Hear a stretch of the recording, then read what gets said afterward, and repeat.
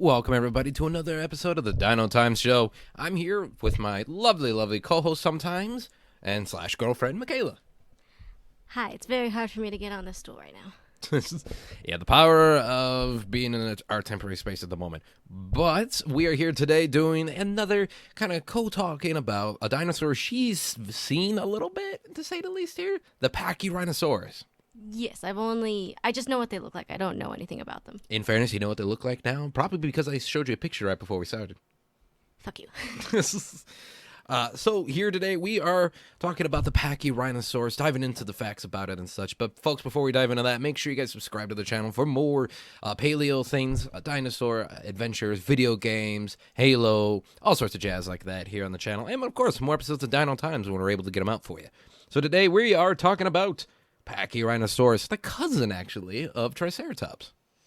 Now, what do you know about it? Just that they look like Ceratops. All right. Its name means thick-nosed lizard, believe it or not, because it doesn't have that horn. So Pachyrhinosaurus has the horns along the frill, but it actually does not have a horn. I don't know why I love Pachyrhinosaurus a lot. Maybe it's because when the Phoenix Zoo had a giant one that was laying down, you could get pictures on top of them and such like that.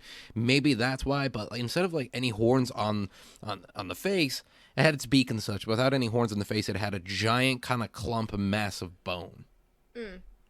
So they do still have the frill. It's just They do, with some horns on it, yeah, but they never had any horns on their face at all.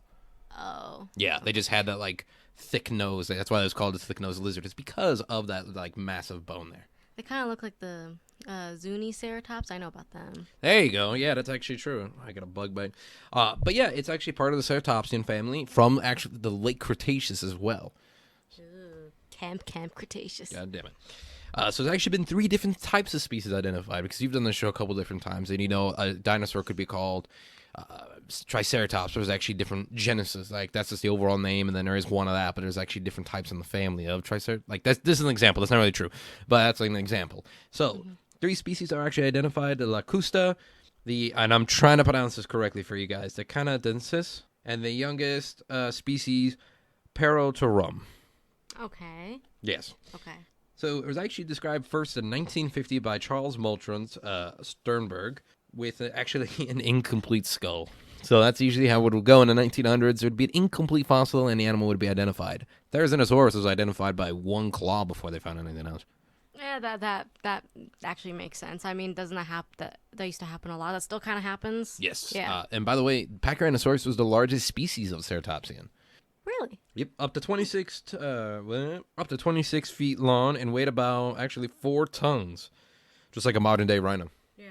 Yeah, 26 feet long. Twice the size, probably. Yeah, bro. Yeah. Well, and weight wise is 4 tons. Weight wise, okay, yeah. Yeah, of course. So it was a herbivorous dinosaur, being a ceratopsian. I'll say quote unquote herbivorous because it probably did eat some small lizards and other stuff like that when it was when it was eating food. So there is that, but it's herbivorous with cheek-like teeth in there. So that is the little known fact, is that people think it's just a beak for a ceratopsian. It's actually teeth that are in there in the back, kind of like a mammoth, and they kind of look mammoth-esque in a way for grinding up. So right behind the beak is rows of flattened teeth to grind up grind up the food. And yeah. Few people don't really know that. They think it's just a beak. I don't like a bird. But, yeah, but like we said, didn't have any horns or anything. It just had that massive clump and a little bit of horns on the frill, which the frill's been determined possibility due to it not having any horns. Maybe there could have been some coloration to it in order to be avoid predators, mating, anything like that. Probably camouflage or marking their territory. I heard some dinosaurs used to do different things for each species, maybe. Yeah, so that's the thing. We don't know that much about it being a ceratopsian, but this is what we do know. There is different variations of the Pachyrhinosaurus, so with the different species, that does mean that there's different variations of it, of the frill and of the face, and like that.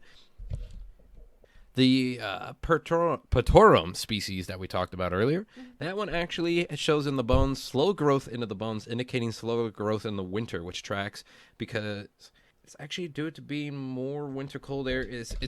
The Patorum is actually thought to maybe have wool on it. That's the one if you see wool, fur or anything like that. In games like Prehistoric Kingdom that's out now, or fan art, or paleo art, I should say, not fan art. That is because the Pretorum is actually found more in winter regions than the time.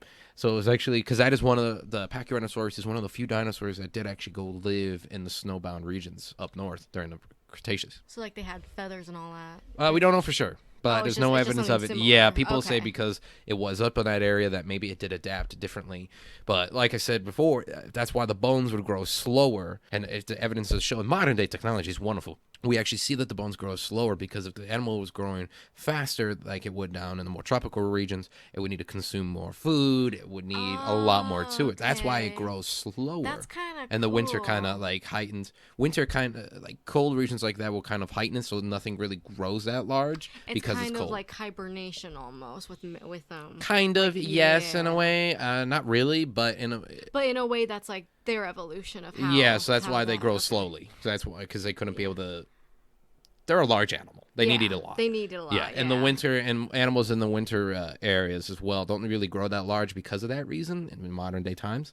So yeah. I do think that the Arctic dinosaurs were really fascinating on that. Yeah. It did coexist with other herbivores too. So Pachyrhinosaurus is one where we'd find it with other herbivores. It's kind of chillaxing, like around a lake or something along those lines. And of course, it was a herd animal, being a ceratopsian. Every ceratopsian is really a herd animal. It's a herd animal. Yes. Yeah. So that is the Pachyrhinosaurus from what we know at the moment here. So an interesting ceratopsian, one of my top favorite ceratopsians behind the trike. I don't know why I love ceratopsians so much, but they're really, really, really cool. What do you think of the Pachyrhinosaurus? That's interesting. I didn't know that they were those kind of weather animals, you know? Mm-hmm. Yeah, that's kind of interesting too. Only one of the species. Oh, one of the species. One of the okay. the Pretorum out of the 3 different species. Yeah. But that's still pretty cool. Yeah, very much. 'Cause Very, I didn't very know much. that there was different types. Yep. Yeah. So the power of doing Dino Times. If you guys enjoyed this show as well, make sure you guys subscribe to the channel for more Dino Times.